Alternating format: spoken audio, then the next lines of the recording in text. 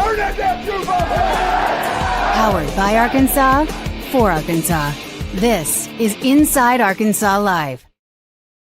And welcome into Inside Arkansas Live here on this beautiful day here in the great state of Arkansas. I'm your host, John Neighbors, alongside Andrew Ellis, and appreciate each and every one of you for making us a part of your afternoon this afternoon. Happy Tuesday to everybody out there. So we're going to have a lot of things to talk about today. Of course, dealing with Razorback football and turning the page against Ole Miss. Got to hear from Sam Pittman a little bit yesterday, but we'll have some more conversations to be had, specifically talking about Taylen Green and the season he had so far. What can be the expectation for him?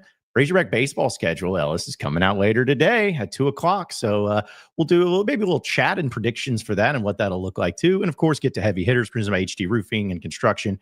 And a very special guest, Dudley Dawson of Inside Arkansas Recruiting, a new host of the podcast. He's going to be joining us a little bit, talk a little recruiting and pretty much everything else. But Andrew, it's Tuesday. How are the vibes here on the second day of the work week? The vibes remain very good. Isn't the work week just different when you have football on Saturday? It's like everything kind of feels like a goal to get to Saturday. I mean, the week always feels that way, but it just feels a little bit different when you know you have some football to look forward to at the end of the week. I'm feeling great. Nothing can break my mood, not even the chat. I'll give it time. We'll try. They will try to break it. But no, it's great to be back because I know, on Tuesdays when you kind of turn the page, I guess tonight we'll hear from some of the Razorback players, select Razorback players, and see if anything comes from that. And of course, now also this is what's cool. This sounds weird that I'm excited about this, but I'm excited because we get an injury report this week, for the SEC. So we get to see, because I could be wrong, Ellis. I believe from Lane Kiffin yesterday, not saying that Austin Simmons is out, but a little banged up. And my first reaction to that was, hey, it'll be fine. He'll probably play, whatever. But these are the little things that's going to start making me think, oh, man, here we go. Like, well, what if Austin Simmons isn't healthy? What would that mean for Arkansas? I'm sure they have a very well-to-do quarterback and system in place, but that's definitely something to watch if you're a Razorback fan on the status of the Ole Miss starting quarterback.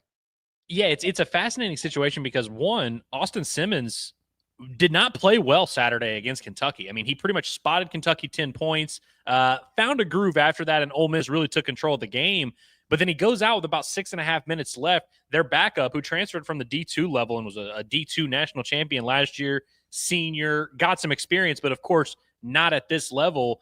They're still going to be able to run the ball with him. He's an athletic quarterback. I think it's kind of interesting that he got some plays there. He had to go put that game away, had to get them a couple first downs against Kentucky last week. And so will Austin Simmons be healthy, and will he have kind of learned from some of the mistakes he made against Kentucky, or will we have a backup quarterback who's going to be playing in his first SEC game? Like, it's a question mark no matter how you slice it.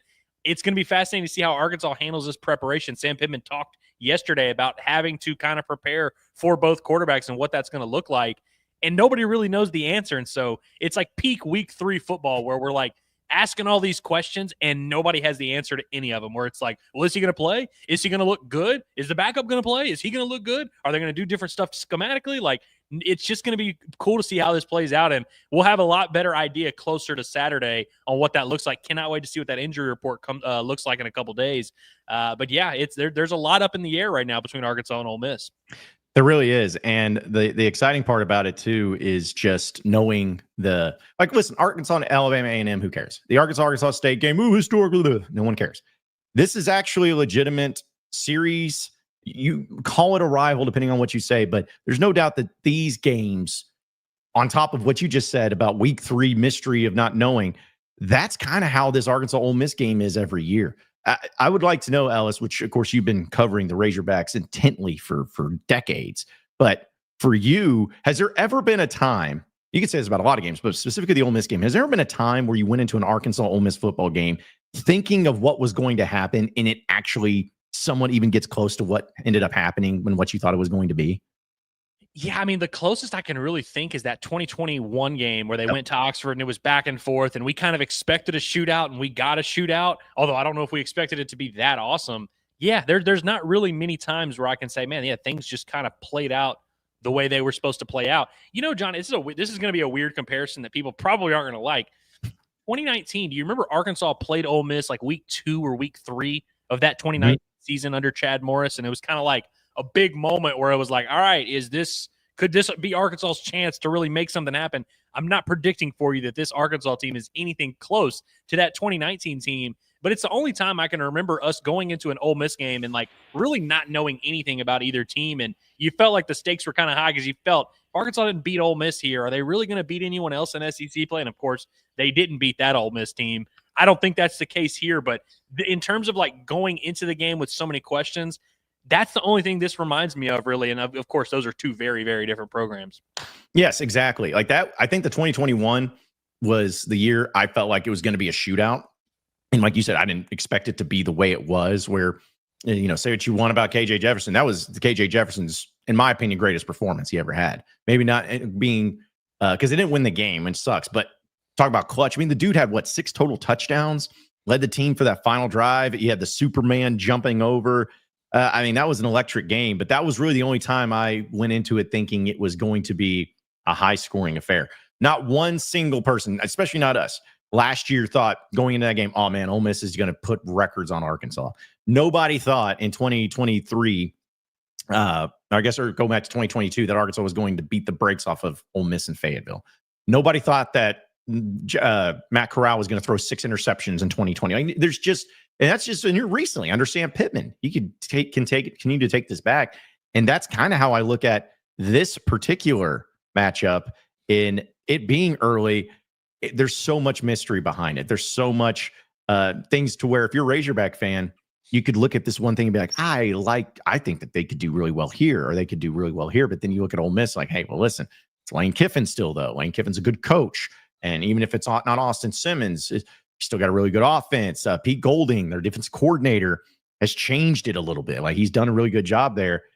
It's fun because you're not going into it as a Razorback fan feeling like we have no shot, but it's also stressful because you're like, you know, like we talked about yesterday, you know what it means. You know, it could mean if you win this game, and the changes that it'll make completely to your season and how awesome it would be. It's what's making this week fun for me. It's, again, stressful for some, but it's fun for me because of what could potentially end up happening in this matchup.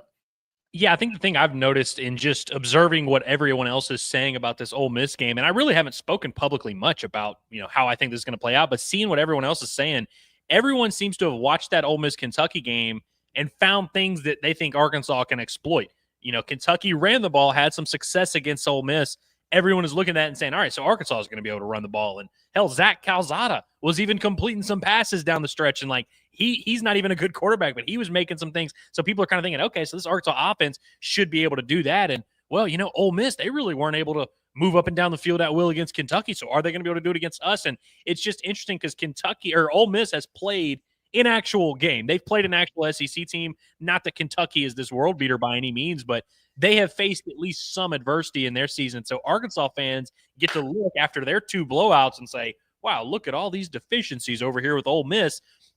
But it's going to be interesting to see, like, do some of Arkansas's deficiencies show up? This is Arkansas's first real test. We haven't seen a real offense attack this Arkansas defense. Like, what's that going to look like? We haven't seen Arkansas's offense face a legitimate front 7. Will they be able to run the ball? And I think that's a big question that everyone has assumed the answer is yes to.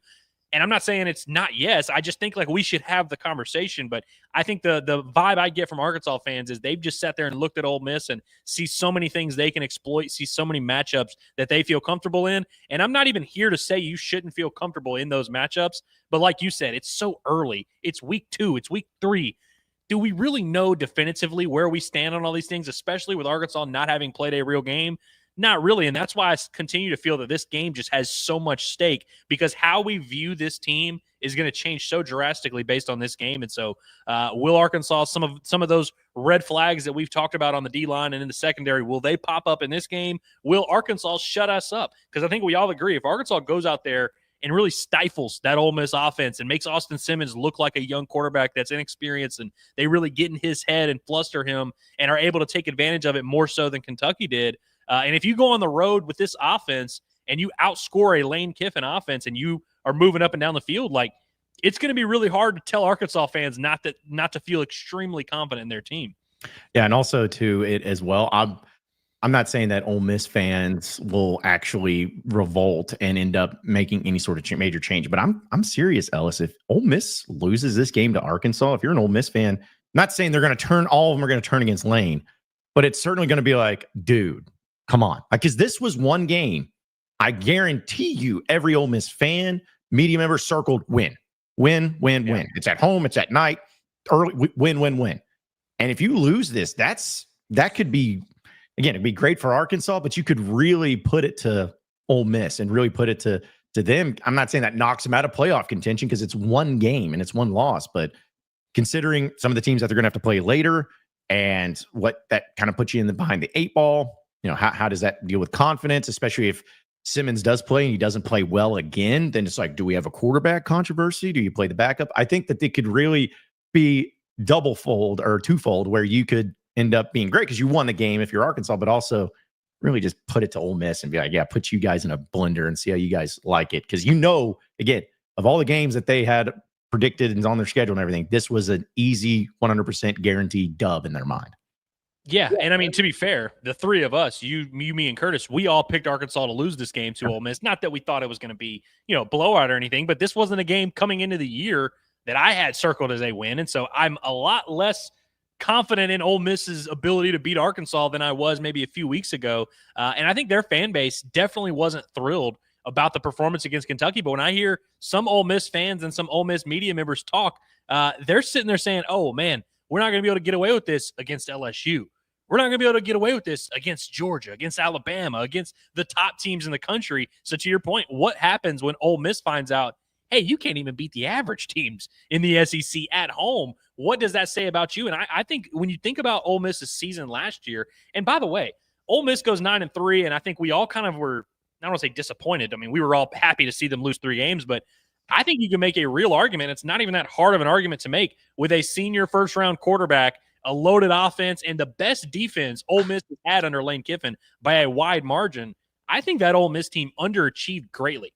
I think they should have went 10-2, 11-1, and been right in that playoff mix. Some of the losses they had, specifically to Kentucky, are just inexcusable. I thought their loss to LSU was pretty inexcusable as well, the way it played out. I don't think Ole Miss is nearly as good. Like, I really, truly don't. Defensively, especially. I thought Ole Miss last year, that front seven was really disruptive, really solid, looked like an Alabama or a Georgia on the defensive front. They no longer look like that to me. They're not bad. They're not going to be a bad team. They're not going to be even a bad defense probably. But there's a lot more weaknesses that you can kind of look at. And I think in the secondary specifically, Arkansas's passing attack with the way they've been rolling the first 2 weeks, if I'm an Ole Miss fan, I'm looking at that matchup and I'm like, holy cow. Are we really – Zach Calzada looked pretty good against us. What's Taylen Green going to look like against us? I would be worried about that matchup. And I think Arkansas's – this is going to be a nice opportunity for Arkansas to kind of assert themselves as one of the most dynamic offenses in the league. And so I think Ole Miss fans – probably are worried more big picture about, hey, we aren't going to be able to beat those top teams. But I think you make a good point. Like, they lose this game. I'm not saying they're going to like fire Kiffin and be all depressed, but it's like, it would be a little bit of a rude awakening and an eye-opening loss where it's like, oh, wow, we really might have missed our window. And I think in sports, we always overestimate how large the window is. A team goes 10-2 and we're like, oh yeah, but they'll be back next year. They'll have a chance next year. We thought that with Bobby Petrino. Oh man, they went 11-2, won the Cotton Bowl. We'll get another crack at LSU next year. You never know when your window is closed and when it's open. I think if Ole Miss lose this game, that might be a little bit of a come to Jesus. Oh wow, we missed our chance. Last year's team was the team we needed to win. Yeah, because again, I know we're talking about last year, but Ole Miss kicked the crap out of Georgia. Didn't just beat them. They beat Georgia handedly last year. And so that was just, if I was an Ole Miss fan, imagine if it was the roles were reversed and that was Arkansas last year. Again, if you would have gone 9-3, everyone would have been happy and stuff. But imagine you going 9-3 and your 3 losses were like all by 1 possession, and you ended up beating the best team in the SEC, killing them. But then you lost to Kentucky, and then you're just like, and you missed the playoffs. You're like, what was the point of last year? It would have been a good year, but it's like, golly, as you said, you missed out on opportunity. Kind of sounds like an Arkansas-Houston nut season. I'm just saying, just throwing it out there. I don't want to throw shade, but we'll still continue to talk about Arkansas and Ole Miss, get to your chats and everything. I want to remind everybody, Freedom Boat Club of Arkansas, one of our great sponsors here. Really appreciate them being a part of Inside Arkansas. We know that summer is winding down, even though this weekend it's not going to feel like it's going to get back to being really hot again. But either way, you always think about lake season, you think about the summertime. Well, you should change it up a little bit, because there's nothing better than going out on the lake, cruising around and seeing the beauty of the fall colors that are coming in here in the state of Arkansas. We all know it's awesome, and there's no better and more peaceful place to be, especially when it comes to here in the state. And if you're on Lake Hamilton or Greer's Ferry, or even on the river in Little Rock, you can check it all out. And, the bye week, for instance, October 4th, if you're like, hey, what are we going to do? Well, go out there on the boat with Freedom Boat Club. They give you the access to the boats without the commitment, and they have all very convenient locations. So you got to check them out today.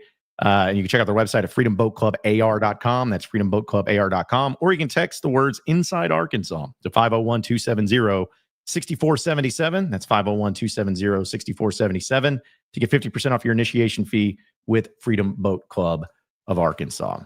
Again, talking about Arkansas and Ole Miss coming up this weekend and the mystery behind it. You brought up something about the timing of the game. I think, was it 2019 you said, when Arkansas played each other early? Was that the one? I think it was the second game of the year, and it was close.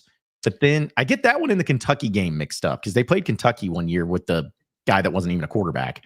So it was that same year. They played Kentucky later in October. That Kentucky game was when we really knew it was over. But yeah, Arkansas and Ole Miss. And Ole Miss was, by the way, I think this was the Matt Luke era. They were coming off of a weird year. So it was basically the two weird kids fighting each other week 2 was how it played out. If you remember, Arkansas benched Ben Hicks in that Ole Miss game, and then Nick Starkel put together, I think it was 17-3 or 23, yes. And then Nick Starkel led a couple touchdown drives at the end, and it was oh, hey, Arkansas may have found something with Nick Starkel. And then they beat Colorado State the next week, and we were all hey, yeah, they got a good offense now.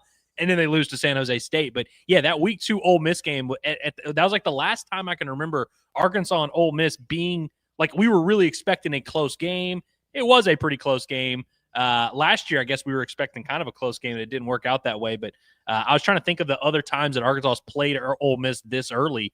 I think that's the only other year. I guess 2020 it was pretty close. It was week 3, week 4. Yeah, I think it was week 4, because they won, or they lost to Georgia, right. Beat Mississippi State, then they lost to Auburn. Yes, the Bo Nix game. Yeah. Should have been 3 straight wins for that, but we don't need to bring up the old stuff. But no, that's right. So I was going to ask you, if you're somebody, if you're looking at Arkansas and the type of team that they are this year, as looking at Ole Miss, would you rather have them this early, or would you rather play them later? I know it varies for each team. You never know, but I mean, I feel like there's certain teams that you'd rather get early than, end up playing. Because we talked about it, I guess, with the Notre Dame game. Imagine, I would have felt so much better about playing Notre Dame week 1 than what I would be at week 5. But is Ole Miss one of those teams to where it doesn't really matter? Or would you rather play them in the early part of the season? I would rather play them in the early part of the season. And honestly, I feel like their game against Kentucky is proof of why you would want that. I think they kind of went through their hiccups. I'll just go ahead and say it. If the version of Ole Miss that showed up in week 2 had been in Little Rock or in Fayetteville instead, they would have lost Arkansas. I'm just they cannot afford to spot Arkansas 10 points in 2 possessions and Austin Simmons make those mistakes early. The worry I have is that he kind of got his mulligan out of the way. And that he's going to be a little bit better. But I do feel for a lot of reasons, one, Ole Miss has uncertainty at the quarterback position. The more that Austin Simmons gets reps and gets comfortable, and hell, once he settled into that Kentucky game, he made some good throws, made some good plays. He's going to be much more dangerous in week 9 than he was in week 2. And I think Arkansas, honestly, it might be the reverse, where Arkansas's starters on both sides of the ball are really good, are really solid. That defensive depth is very questionable at best. And so I think in week 7, week 8, Arkansas might have had a couple injuries, might have had some things not go their way. I could see Arkansas's defense being a lot worse down the stretch in the season than they maybe will be week 2, week 3 against Ole Miss. See, I agree with you, because it's about trends of what you see, and it's not about the teams, it's about the coaches. That I think there was a narrative, and maybe there still is a little bit, like Sam Pittman, for instance. I feel like Sam Pittman's teams have played better in the beginning of the year than at the end. That 2021, I feel like they finished pretty strong. I think they went 5-1 in their last 6, if I'm not mistaken. Yeah, they had that weird middle stretch. They started 4-0, lost 3 straight, and then won 5 of 6 or whatever. Yeah. Yeah. So besides that, though, it's they did that against in 2020's first year. Obviously, in 2022, you beat Cincinnati, you beat South Carolina, had some good wins, but then you faltered a little bit. And even last year, you started. It sucks to say this, but it's true. It's you did start better than what you ended on, even though you lost to Oklahoma State. But the Oklahoma State game, you played well. You just did dumb stuff. You hurt yourself. So if I'm Arkansas, I'm always going to feel better about playing a team in the early going. And I think that that's something that, you can at least look at in this particular matchup and maybe say, hey, this is why I feel like because Arkansas is healthy as of right now. We'll see when the official injury report comes out. But I think that's the biggest case, especially with defensive depth issues. Hey, as long as Cam Ball, I don't know what Cam Ball is going to look like here in a month. I'm hoping and praying that he's healthy, that he's good to go and all that. But man, defensive line reps, especially when you get in the SEC play, it's going to wear on you. So it's like, all right, I want to have you as healthy as possible and as good to go right here, right now. And so that to me is also a big key. And, between him and Xavier Sori, which I know Pittman said they're going to be fine, but just a matter of, okay, but fine's relative. Fine enough to play? Yes. But is it going to be lingering? Are you going to have issues with it? Time will tell. But that's another thing where I feel better for any team, but also just for Arkansas specifically because of the lack of depth they have defensively, defensive line. And early part, let's just get those games out of the way. Let's get these wins. And then if you lose later in the year to the LSUs or the Texases, because you would have lost to them anyways. But I feel much better about that on the depth perspective and how, especially Cam Ball, man, I feel bad for him. Like he's a great player. He's loyal, but geez, I really hope that they don't overwork him. And I'm not saying they shouldn't, because you got to do what you got to do. But I really just don't hope that by week 5 or 6, he's just donezo. I hope that's not the case. Yeah, 96 snaps in 2 weeks for Cam Ball so far. Insane. Damn near 50 snaps per game for a guy that's playing on the interior. And by the way, Arkansas has not played a 4-quarter game. Arkansas has played about 5.5, 6 quarters of football with their actual starting defense. So the fact that you're already playing Cam Ball 50 snaps a game and you haven't even played a 4-quarter game, that's the big question that nobody's talking about. That I don't know why. Like, Arkansas had multiple games last year, A&M specifically, the Missouri game specifically. You could probably there's probably another game. LSU, I'd say, probably fits this description. Arkansas's defense, it was a thing last year where they would kind of run out of steam towards the end of the games for that same reason. You didn't have that depth. And that was back when Arkansas had a Landon Jackson, had an Eric Gregory, had a Keeby Rose, had some depth on and Anton Jukai, who played a little bit, wasn't a star, but played snaps for them. Now Arkansas has a bunch of younger guys who have played even less football than those guys. Are they going to be as good as they are in quarter 4 as they were in quarter 1? I mean, we saw Cam Ball last week completely gasping for air, sprinting off the sideline and being like, holy cow. And that's Arkansas's had the 4th quarter to rest in both of these games. What is that going to look like when Arkansas is in a tie game in the 4th quarter and Cam Ball's played 46 snaps? What is that going to look like? I think Hog fans, I don't know if they just don't realize that's a thing, but I haven't heard anybody say like, oh yeah, no, we got to worry about that 4th quarter. Like, I think Hog fans are very, very confident in this matchup. And again, I'm not saying they shouldn't be. I just think there's questions to be asked that Hog fans have zero interest in talking about. Yes, exactly. Well, and to your point, like this game against Ole Miss, we'll talk about this because we don't know what it's going to look like here in a few weeks. But this game right here, I'm going to be honest, just because we haven't seen it. Arkansas scores the go-ahead touchdown to go up by 3 or 4 points. If there is a minute, 2 minutes, 3 minutes, any of that stretch left on the clock for Ole Miss to have the ball in their hands, I'm feeling awful. Not because Razorback's gonna, Hog's gonna hog. No. That's different. I'll feel awful because I'm like, you got to get pass rush because they're passing. They're going to move quick. They're going to try to wear you down. And you don't think Ole Miss doesn't know that too? They're like, hey, these guys, Cam Ball's out here. He's played, for 3 straight quarters. That guy's worn. Let's go right at him. Let's try to make some plays on it. That's what's going to be concerning for me the most is the other teams know. It's not like it's a hidden secret. They know that you have no depth. They know how many snaps that your star players will play. And if they got the ball late, they can make plays no matter what. But if you don't think that they know that, hey, these guys are gassed, they're worked, let's take advantage of this. Here's how we're going to play it. Hey, whoever the quarterback is, just run around a little bit, get them even more. I mean, there's just, and then hurry up. Like, no, don't even let them get subs in. No subs this drive. Just keep going. I'm telling you, that's what's going to be really concerning. And if that ends up happening, gosh, it's just going to be like, well, would have been nice if he had more defensive line depth. Because even last year, what was at the A&M game when that second team came in, was the difference in the game. And I'm fearful that you're going to overexpend these guys, and then when you need them the most in the 4th quarter, they're just going to be non-existent. So yeah, and so we'll see if David Oki's able to play. I mean, if David Oki can play 12 snaps Saturday, that would drastically change Cam Ball's workload. That would be a big deal. Like, that would be notable. I also think it's worth noting that Arkansas's not really allowed anything in the run game in both of these games. Alabama A&M was not able to run the ball against Arkansas. Arkansas State, occasionally Jalen Raynor would scramble around, but they weren't able to just turn around, hand the football off. Arkansas was able to just be bigger, faster, and stronger than the fronts that they've been facing lately.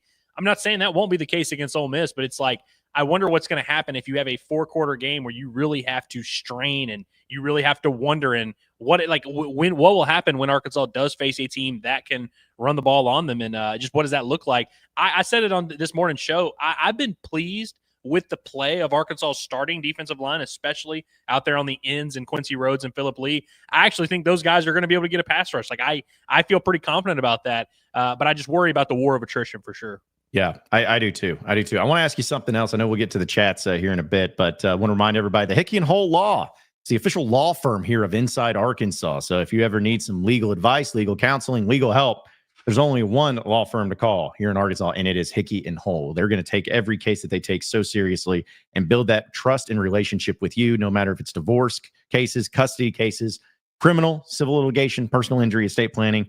They do it all, and they are great people. And they're also a great follow on TikTok. For those of you TikTokers out there, they got our guy Kevin Hickey over there doing lives, answering some legal questions for you. So they're there for you.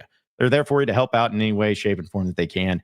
And so if you need any of that help and advice legally when it comes to your court cases, give them a call today. 479-434-2414. That's 479-434-2414. You can also visit their website at hickeyandhole.com. Scan that QR code on the screen too. And they'll take you right to the website. It's Hickey and Hole Law. Things are about to get better. Okay, so Andrew, I laugh because, we talked about how early this is in the year. I was looking at the game notes for this game, and I always am really fascinated. My favorite thing about the game notes are the numbers and rankings of where they're at in the country and then in the SEC. And in the early part of the year, it's skewed. It's just skewed so much. And I had somebody bring this up to my attention. He's like, hey, this is where we take advantage. I'm like, well, it's been 2 games. But I am a little bit interested in this one thing. Again, I know who they've played. I know all that. But Arkansas right now is number 1 in the country in red zone offense. Well, they're tied, I'm sure, because they're 1,000%. They're batting 100%. And then also red zone defense, they're number 1 in the SEC, number 5 in the country. Now, again, opponents, all that stuff. Here's where it's interesting. Ole Miss is 10th in the SEC in red zone offense. They're 4th in the SEC in red zone defense. It's still pretty high. But I guess I was a little surprised to see a team that's so effective offensively, or at least that's kind of what they base it on, to be so low in the early part. And on top of that, too, rush defense, Ole Miss is dead last in the SEC per game.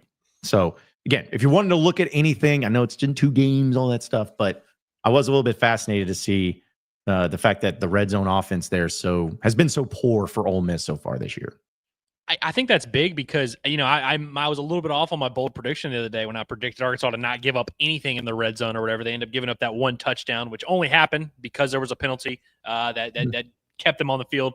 But I think it's going to be huge. Arkansas, make no mistake, and I hope I'm not like hurting feelings when I say this, Arkansas is not just going to completely shut down Ole Miss's offense. Like, they're not just going to, keep them on one side of the field and they're not going to be able to move the ball. Ole Miss is going to move the ball. You have a really good play caller. You have some good skill positions. Their running back, by the way, the kid Lacey from Missouri that they got, he's really effective. I'm worried about him.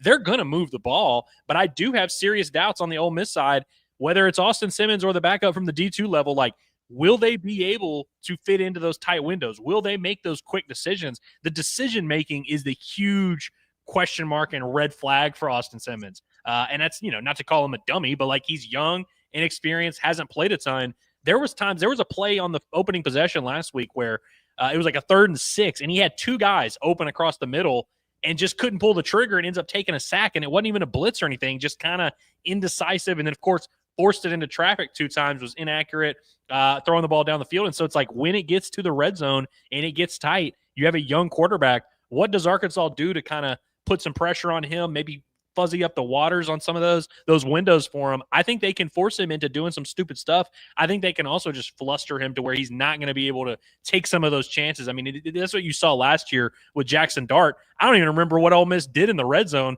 because Jackson Dart was fully confident, taking chances down the field, knowing exactly what the Arkansas defense was doing to him, maybe even too much, and taking those chances with full confidence. You get a quarterback in the SEC, I don't care who it is, whether it's Nussmeier, Dart, the kid at Missouri, whatever, you get a quarterback on time, on target, able to kind of set his feet and make decisions. They're all capable of hurting you. We didn't see Austin Simmons do too much of that last week, especially in the early going. I think Arkansas there's definitely some room for opportunity, and we've seen at times with this T-Will defense, they may not always be consistent week to week. They may not be consistent drive to drive, but they can be opportunistic every now and then. We saw a little bit of that come out against Arkansas State last week. I would love to see Arkansas take some chances, maybe jump on some routes. I also think Ole Miss is going to come out of this game a little bit, trying to be tentative with Austin Simmons, trying to get him into the flow of the game. I would love to see Arkansas maybe cheat a little bit, jump on some of those, because they're going to come out. How often do we hear the announcer say that? We'd love to see them get some easy completions for the quarterback to open the game. Well, yeah, everybody would like to, but defenses are allowed to prepare for that as well. I want to see Arkansas be extremely aggressive against Austin Simmons. I don't think he's going to consistently make the right decisions if you put pressure on him. Yeah, see, I think I went on Eric G's show on 921 The Ticket this morning, and he was asking me about Simmons and Arkansas's defense and how they approach it. Travis Williams knows more about defense than I do. He's the defense coordinator. I'm not, so he's not listening to me. But you know what I would love to see, Andrew, in the beginning part of this game? I see Austin Simmons as a rattled quarterback. You mentioned his youth. You mentioned if he's thrown 4 interceptions. He's averaging 2 picks a game. He's a little bit banged up. We don't know the extent, but he's a little bit banged up. If he ends up being the starter, and if I'm Travis Williams, I'm like, this guy he's teetering. This quarterback is teetering with that confidence, man. He's not feeling physically where he needs to be. Mentally, he's like, throwing 4 picks. If I'm Travis Williams, I'm like, yes, we need to protect the run game and all of that, but just find ways, blitz the quarterback, put pressure on him, make him break his spirit in a sense. Because I think that if you do that, it's going to be a tough day. And I'd even go I don't know if this is a bold prediction because I know we'll have our bold predictions for the pregame show and everything. But I think that if he's averaging 2 picks a game, if he throws 2 picks against Arkansas wins this game. Plain and simple. I think, of course, assuming that Taylen does not match that, but I think that if he throws 2 picks, it means it's rattled. You may even see, especially if he throws them early, Ellis, you may see them switch quarterbacks. I don't know for sure if they do that, but I just know because Lane Kiffin has to know that what this game is and how important it is. And how important it is. Because again, night game, the weather's going to be nice, fans are there. You got to win. So if I'm Travis Williams, man, I'm doing whatever I can to just get this dude out of his comfort zone from the jump, doing whatever I can. Well, and, we always see these coaches in college football, and sometimes I hear people say it as a knock on college quarterbacks where they're like, oh, this guy can't go through progressions and hit his third target and, can't really go through his reads and stuff like that. I'm like, there's not that many college quarterbacks that really do that. A lot of these coaches go into every single week saying, hell, Texas with Arch Manning, they go into every single game saying, how can we dumb this down as simply as we can? And sometimes when you have a really good run game, you have wide receivers that have advantages on the outside, you have more talent, you can make your quarterback look pretty good. You can and we've seen Lane Kiffin in those circumstances put up crazy numbers.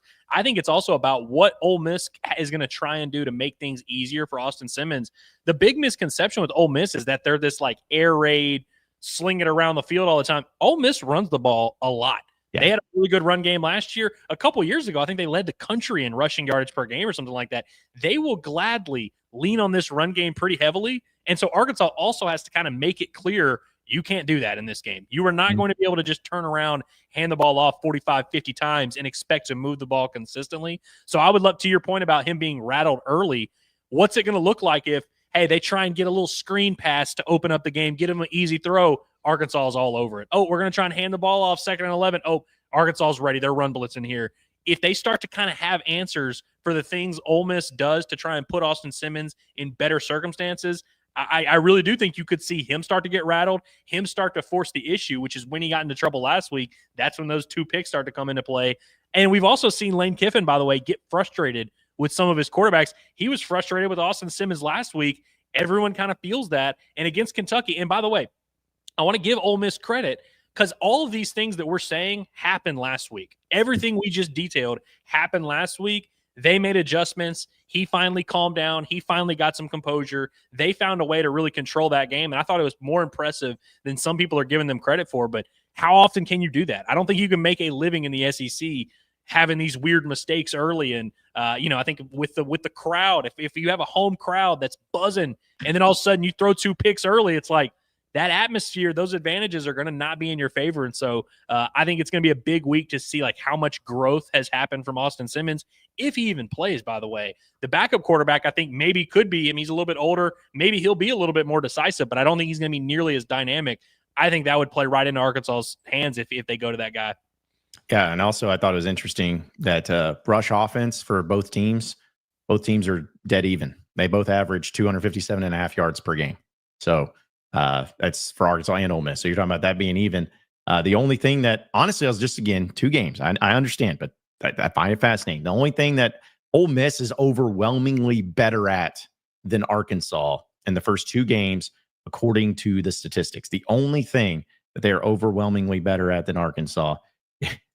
So funny this is because it's not even that big of a jump, but it's the third down conversion percentage on defense. That's it. That's the only thing that they are over. Because Arkansas, I didn't realize, Ellis, that Arkansas was bad statistically like this. They're 13th in the SEC and third down conversion percentage on defense, 36.5%. Ole Miss is giving up just 22.5% on third down. But on the other side of it, Arkansas is first by a long shot when it comes to their third down conversion rate on offense, and Ole Miss is not that great. But the point is, those are the things. I think it's just going to come down as cliche turnovers, dude. It's just turnovers and mistakes is what it's going to be about at this point in time. But I do want to bring up Taylen Green real quick because I think that he's kind of a big deal when it comes to this game and the success of it. We'll do that here in a second. But I want to remind everybody that here inside Arkansas, we're brought to you by our friends at OZK Insurance. Let's talk about this. Listen, nobody wants to deal with the hassle of dealing with insurance companies and hey, who do I go with? Who's got the best deal? Well, I want to be able to pay the least amount but have the best coverage. Well, it's kind of difficult because you may not have time to do all those things. Well, don't worry about it because OZK Insurance and Rogers, they're going to make it simple for you. They're a 100% independent agency, and they shop the entire marketplace to deliver the best combination of cost and coverage. That's home, auto, boat, motorcycle, life, or commercial insurance. They do it all. They serve Northwest and Central Arkansas, including Bentonville, Centerton, Fayetteville, Little Rock, Hot Springs, Springdale, and beyond, the entire state. So let OZK Insurance be the trusted advisor that you never know you needed. Start today with a free online quote by going to ozkinsurance.com. That's ozkinsurance.com, or you can call 479-715-4200. That's 479-715-4200. It's OZK Insurance, protection made simple. Okay, Alice, I know we'll have some chats, but we're having fun talking about this game. It's fun to talk about SEC football and actually feeling like you have a chance, in a game on the road. But bringing up Taylen Green, I asked this question today, and we'll use this part of our alumni hall question of the day here in a bit. But Taylen Green has been pretty good, to say the least. I know he's not been perfect, the 2 picks last week, but percentage is there, big playability with his legs, everything like that. Let's play this what-if thing. What if Taylen Green has another big game? And when I say big game, I'm talking about 250, 300 yards passing, maybe close to 100 yards on the ground, a total of 4 or 5 touchdowns, combination of through there, no picks. Just say he has a game like that and Arkansas wins. Do you start legitimately in your mind, maybe we just start putting him dark horse early, Heisman, stuff like that? You think that he actually ends up having that conversation hitting the airwaves and national media and on 3 with Pete Nakos when they're doing their way too early Heisman thing, which I guess he's technically at 11th or 12th where it's at. But do you think it becomes a little bit more legitimate if something like that happens? So it would become a legitimate conversation. Would I start really buying in that Taylen could win the Heisman? No, I'm. It's going to take a lot there. But I've been surprised by how many people have been like, why is Taylen not on these lists right now? Like he threw for 6 touchdowns week 1. Why is he not on the Heisman list? And the reason why, and I spoke about this on the show this morning, like Taylen has not done anything in the first 2 weeks that is vastly different from what he did last year against bad teams. We learned this last year that Taylen Green, when you face a defense that he has advantages against, can put up a crazy number. I mean, he averaged 16 yards a pass against Texas Tech. He had like 500 yards against Oklahoma State, a 3-9 team. Like, we've seen Taylen be able to put up numbers against bad teams before, and I'm not saying that he hasn't been awesome. He's been awesome, but we have to see that the low, there's a high and a low. We need to see that floor is a lot higher. We need to see that he's not going to have those 12 for 27 games, that he's not going to have 0 passing touchdowns in half of his SEC games. So the way you get on those Heisman lists is not by putting up numbers against bad teams, which no shade. Like, that's what you're supposed to do in those matchups. You get on the Heisman list by having those moments, and you go into Oxford, you beat Ole Miss as a 10-point underdog. You put up big numbers in that game. That is how you start getting on that list. That's how you start having people say, oh, wow. Now they start looking at you in a different lens. Not to say that Taylen isn't playing out of his mind awesome football, but beating Arkansas State 56-14 is not how you get people to view you through a different lens. You go out there and beat a good team, and again, nothing that I'm saying is saying that Taylen has not been awesome, that he has not been perfect, but it's like you earn that respect by who you beat, not how you beat bad teams. And so I think this is a big opportunity for him. Would he win? Like, I really don't want to even buy into the idea that Taylen's going to be like going to go to New York. There's right. A lot less to do, but beating Ole Miss would certainly get him in that discussion, which is all you can really do at this point. He would have done everything through 3 weeks to get himself into that situation. See, and that's where I'm at. Because some people, if you ask the question of, is he getting a Heisman conversation, they immediately be like, you're saying he's going to New York. It's like, no. Right. It's like, this is what we do in every aspect of the early part of the year. When you go through 2 or 3 games, what do? You start saying, that's why people on 3 and all that, the current playoff bracketology for the playoff. It's like after week 3, it's just what we do. And it's where it stands right now. And if Taylen Green was to have a big game, I'm with you. Would I say, oh, dude, this guy's going to be in New York and all that? No. But would I say, yeah, he probably should at least be in the mentioning of all these other quarterbacks? 100%. And I'm not comparing him to Darren McFadden, but Darren McFadden is literally the only player in Razorback football history that's legitimately been in the Heisman race, because the dude was runner-up back-to-back years. We don't need to argue about that. But 2006, Ellis, I know you remember. When was the game when Darren McFadden arrived on the scene his sophomore year and really became into the Heisman race? I'll tell you exactly when it was. They went on the road to number 2 Auburn, and I don't remember what he had yardage-wise, maybe 160, 180, but he had a huge run that kind of ended that game. That was the moment where it started really being a thing. Holy cow, this Arkansas team might be a threat. Holy cow, Darren McFadden's in that Heisman conversation. It was on the road in Auburn in October, if I remember correctly. That's exactly right. Darren McFadden had 145 yards in that one on 28 carries.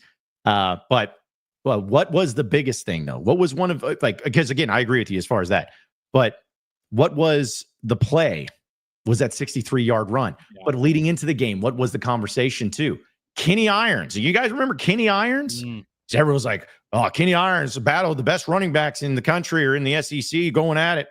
And then after that game, it was like, yeah, it ain't no conversation anymore. It's Darren McFadden. Point is Taylen Green, if he has that Heisman moment, that opening, like everyone has to have that opening type of game or that first introduction to the game. Is it going to be as big of a deal as Arkansas going on the road and beating the number 2 team in the country and Darren McFadden? No. But people are going to pay attention to this more so than they would Arkansas State or even Memphis or anything like that, because 1, Ole Miss is a good team. 2, Ole Miss actually has a good defense. People think that's all about offense, but they do have a good defense.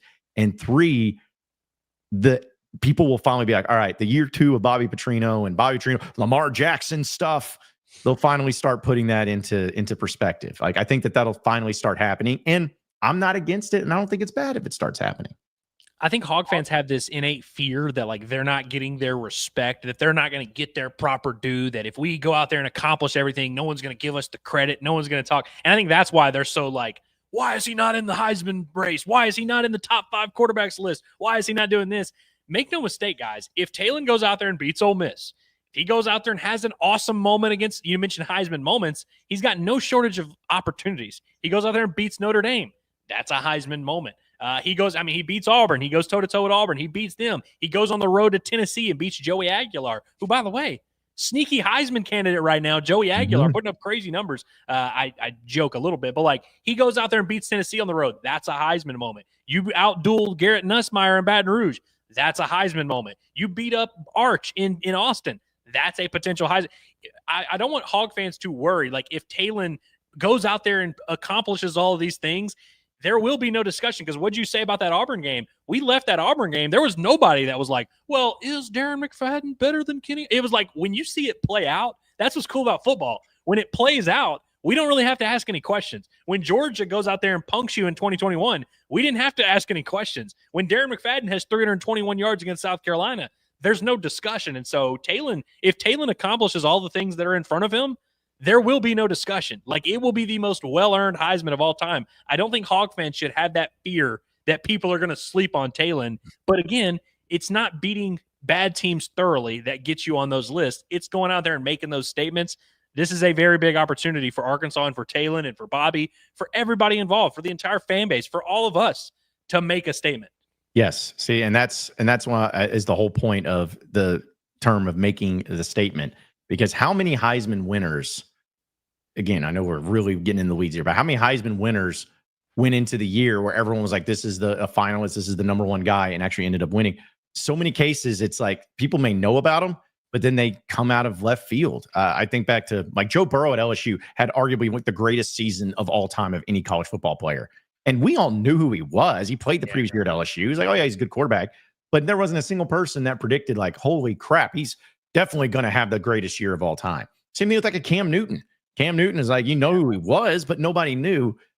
Again, I'm not saying Taylen's going to do that, but to just say guarantee without question, no way that this is even a thing that'll ever happen, no matter what.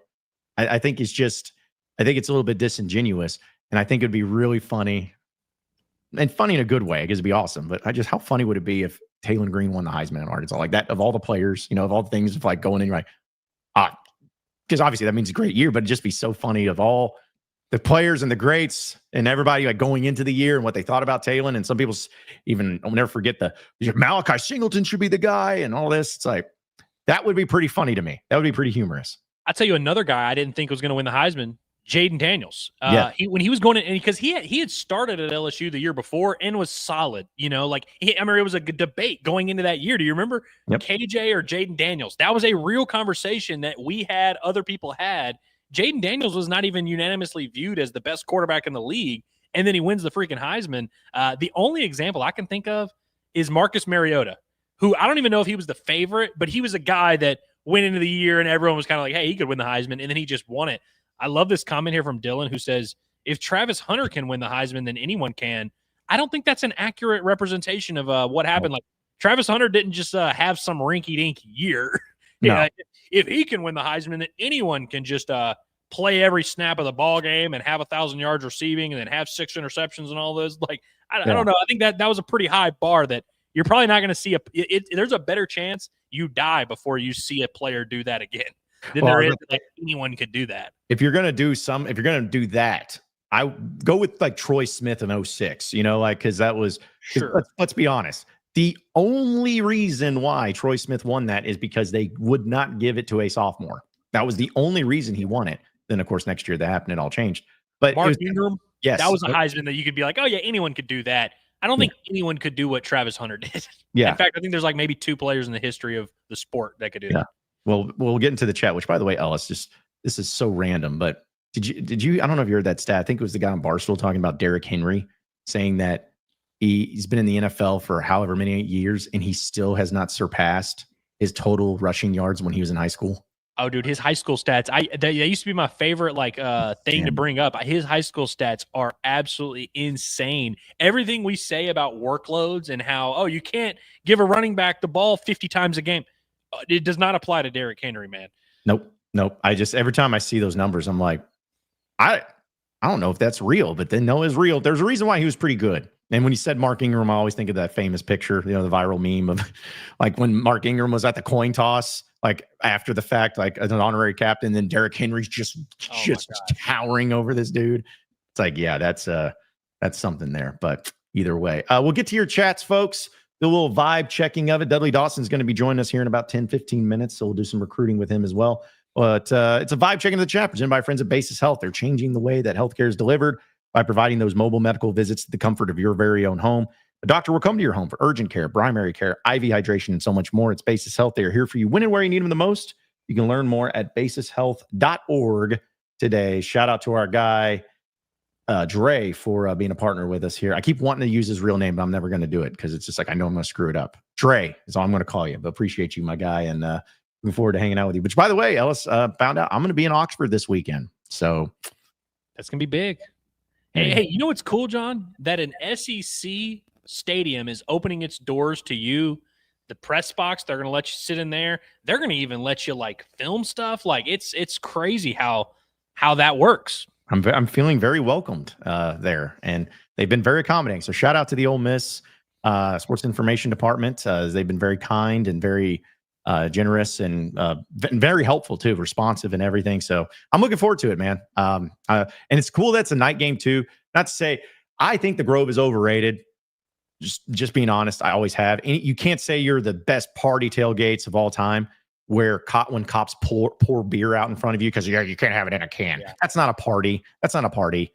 So that's what that is. That's an underage party, Ellis. That's what the vibes is. It's an underage party. So I'll give it another shot, though. I'm going to go in. I'm going to talk to some Ole Miss fans, go to some tailgates, see what it's like. I'll report back, but we'll see what happens. And here's what sucks a little bit, Ellis. I know if Arkansas wins, I'm going to be stupid and then once again go to Memphis the next weekend. I'm going to do that. And I'm just going to keep on going because I'm like, well, because people are, dude, you got to go. If Arkansas wins, you got to keep going.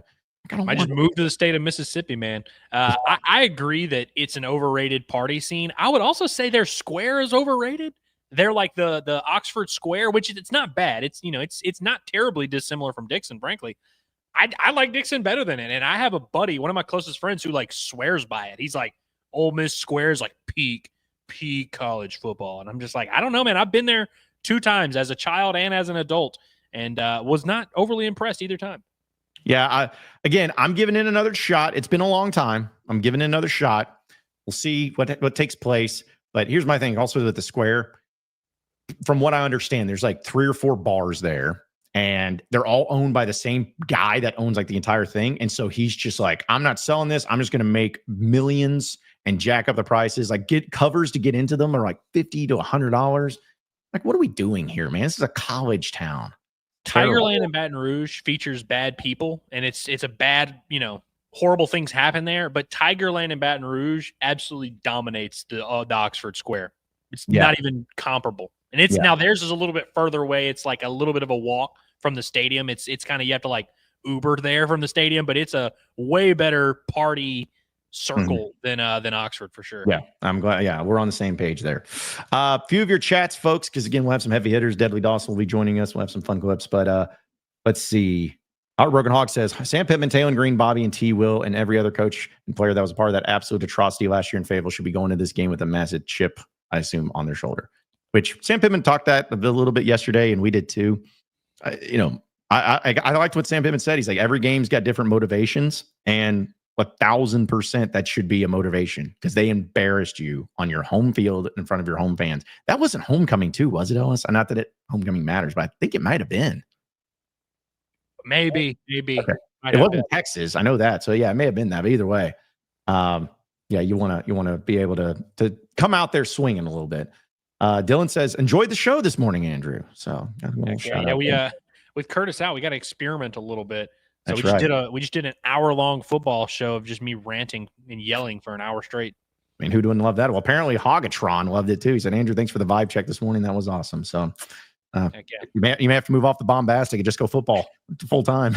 Isn't it the worst whenever you do something and do it well, and then now you got to do it again? I know it's the worst, man. It's pain. It's pain to just have to keep living up to that expectation. Heartbroken Hog also says Inside Arkansas over under 3.5 interceptions in this game. Total interceptions. I'm going to say under. I'm going to say under I'm going to say under 2 just because I think it's like the thing that everyone's going to point to and be like, oh, there's just going to be a ton. And, Taylen's obviously capable of throwing his fair share of interceptions. I'm going to go under as well because I think both teams understand the stakes and are not going to be loosey-goosey with the football. Yeah.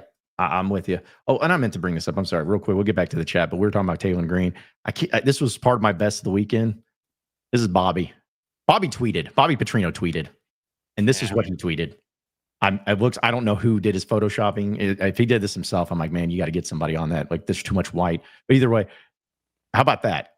That's just going to fuel the fire, Ellis. That's just going to fuel the fire for everybody. Be like, oh, Lamar Jackson.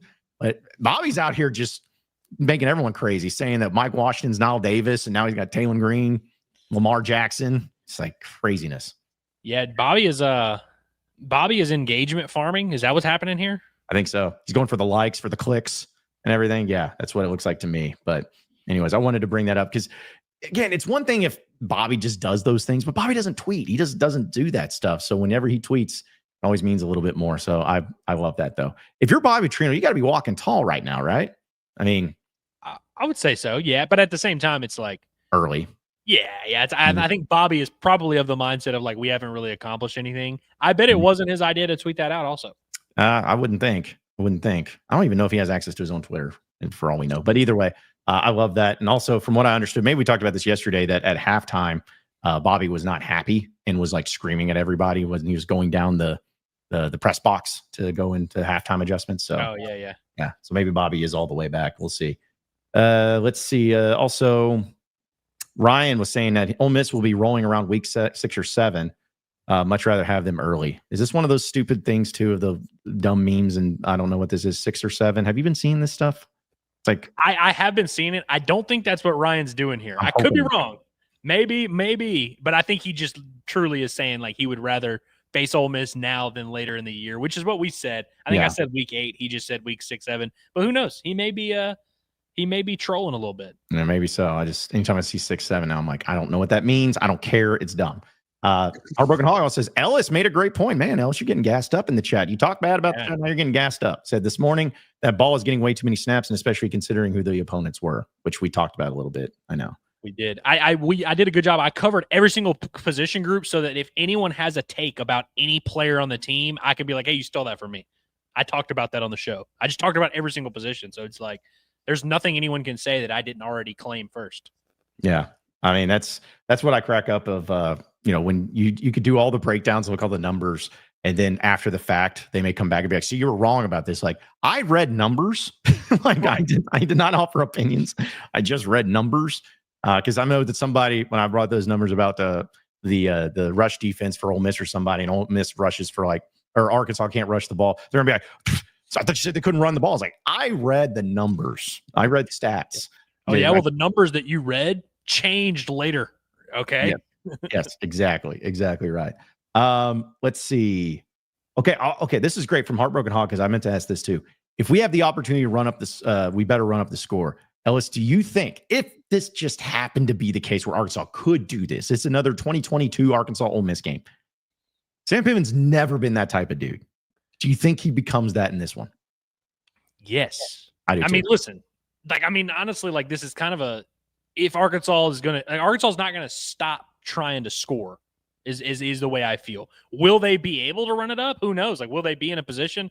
But I definitely don't think if Arkansas is up, let's say 49-20, and with 8 minutes left in the fourth quarter, you're not seeing KJ Jackson. I think they're going to continue running their offense. I'm not saying they'll be taking deep shots, but they're gonna play football until the whistle's over. Mm-hmm. And I love it. I really hope that if Arkansas does that, Pittman brings back the laugh against Mississippi State. I knew they were going to lose. I say that now that I think about it. Arkansas has been in this position against Lane Kiffin before and did not run it up. And they allowed Ole Miss to make that game look closer than it was. I think that probably is something that'll be in his brain of nah, screw that. I'm not gonna take my foot off the gas. I'm gonna keep playing football. I think if they are in a position, they will run it up. Yes. And also, I'm not defending Ole Miss, Lane Kiffin, anything. But let's be honest, folks. The main reason that Lane Kiffin and Ole Miss did that last year is because they needed all the points that they could get. They needed all the style points they could get for the playoff. That was the main reason they did that, because they had already lost 2 games. That's why they did it, in my opinion. And honestly, if Arkansas was in the same position, I would have done the same thing. Just saying. Yeah. Let's see. David says, did Lane seem rattled in his preview presser to you guys? He didn't seem like his relaxed self. David, I watched it. I watched a bit of it. Lane Kiffin, there's the dude. You don't know if he's truthful, if he's being honest or not. You don't know if he's gamemanship. He's the one that keeps you on your toes. So I have no idea if maybe he's doing it on purpose or maybe he truly is rattled. Zero clue. But I've come to expect nothing. Come to expect the unexpected from Lane Kiffin. I will say, I've watched a lot of Lane Kiffin pressers in my day. The next time I see Lane Kiffin look relaxed at a press conference will be the first. I know he has this aura of like he's this cool, suave guy. He is not that at press conferences. He has a little bit of like I would almost say, and I want to throw around this is a serious term, but like I think he may have some type of like social anxiety a little bit. Like he's not a super talkative, like smooth talking operator. You know what I mean? He's always a little weird at those press conferences, and he's snippy with the media. Like he doesn't love doing press conferences. He loves tweeting. He loves putting out videos. He loves kind of making fun of people on Twitter. He doesn't really in person. He's really not like that, honestly. Yeah. Well, I can, and you brought it up because I agree with you. I'm not going to name names, but there's somebody that's been in the Arkansas media that's if you're really active or really one way on your platform or on your social media, like talking a lot, taking shots, being all this, but then in person, you're not that way at all. That's usually a pretty good example of at least the social awkwardness, at least. But that's what's always been the thing about Lane. Everyone would be like at SEC media, be like, oh, I can't wait to hear what Lane has to say. I'm like, he's literally not the same person at all. If I come to find out that when he retires from football, he'd be like, hey, by the way, that wasn't me at all on my Twitter. I was never on my Twitter. That was my kid or whoever. I would not be shocked in the slightest because it's so different. You remember that video of he was at the mall with his kids and they're on the second floor and he was like nervous to walk. He was scared to walk because he was like, oh, like he was like scared of heights and like his kids were making fun of him for like being scared to walk. He's a little bit of a weirdo, honestly. But there was an example. I lost it now. It's not important. I was just say I don't care. It's Ole Miss week. But it's like, Lane Kiffin was DMing memes to our intern. Like at SEC Media Days, just like little memes. Nothing bad, folks. Don't take it that way. It's just weird stuff, just kind of like, okay, sure, whatever. To each their own. Let's see. I know what I was going to say. It's important, actually. Daniel Tosh. You remember Daniel Tosh? Yes, Tosh.0. So him and Lane Kiffin famously look like each other. It's actually kind of funny because Daniel Tosh, the same thing. People would always meet Daniel Tosh and be like, oh, he's not funny in person. Like he's kind of awkward. I think there might be something to that. Yeah, golly, that's we will not quote it, but man, if anybody has never seen the Daniel Tosh Kiffin's Crimson Corner, oh man, just Kiffin's Crimson Corner was elite content. Oh, that was fantastic because I remember like when I first started watching Tosh Point, I'm like, man, that guy looks just like Lane Kiffin, and I'm so glad that he just embraced it. He embraced it and had some great. Honey, when are we going to be head coach again? Yeah, and it's just like. Again, I can't quote any of it, but it's just really funny if you get a chance to watch it, especially us in sports media, because it's like people calling in and yelling at him and stuff. So shout out to Go Hogs. Just became a member. Appreciate you, Go Hogs. Appreciate your support. Because I saw somebody actually in the chat. Let's see. Go Hogs. Guess he figured it out. He says, I might be dumb, but I can't find anywhere if I had to become a member. Anybody in the chat help. Well, you found out. There you go. I know. It's so weird which we appreciate all the members and it's just a way to support us, folks. And we'll have some streams and giveaways and all that stuff. But it is funny how difficult YouTube apparently makes it to become a member because it's not something that's just simple, which I don't understand why it's that way. But got to earn it. Yeah, that's right. A few more here because I know we'll get to Dudley Dawson of Inside Arkansas Recruiting, our football podcast, as well as our heavy hitters. But Dylan just says John needs to go taunt the Ole Miss student section after the win. I will not. It's just because they won't even be there because Arkansas is going to be beating them so bad. They went back to the Grove. They won't even be there. But there was another one. Oh, right here from Ryan. He says, Simmons throws that thing up when he's pressured. I expect Julian Neal to have a big day. I mean, that'd be great. Or any defensive back for Arkansas for that aspect. But yeah, that'd be awesome. And shout out to our guy Whitty for gifting 5 Inside Arkansas memberships. Appreciate you, my guy. Somebody got hooked up. Everybody be sure to say thank you to Whitty if you got that membership. I can't remember how it is how you have to do it, how you can claim it. Like, do you have to just try and give a super chat and then it'll just give it to you or what? I think it's just random. That's everyone. So just 5 random people in the chat. That's what, from my understanding.